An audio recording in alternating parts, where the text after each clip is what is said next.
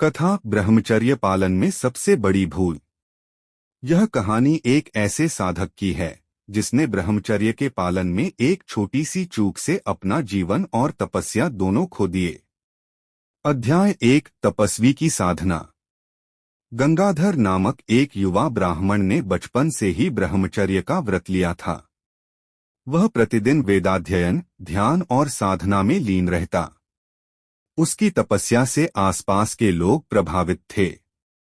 गंगाधर का विश्वास था कि ब्रह्मचर्य केवल एक शारीरिक तपस्या नहीं, बल्कि मानसिक और आत्मिक साधना भी है।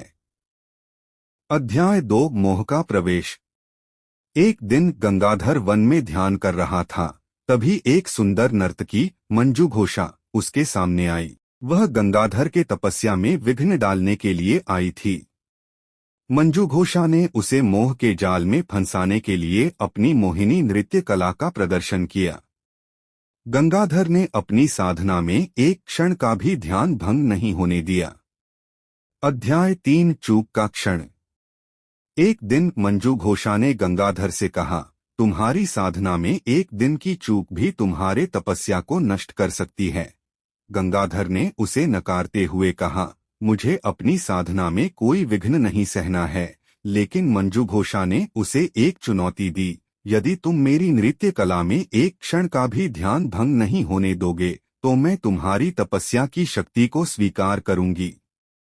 गंगाधर ने चुनौती स्वीकार की। मंजू घोषा ने नृत्य करना शुरू किया और गंगाधर ने अपनी साधना में ध्यान लगाया।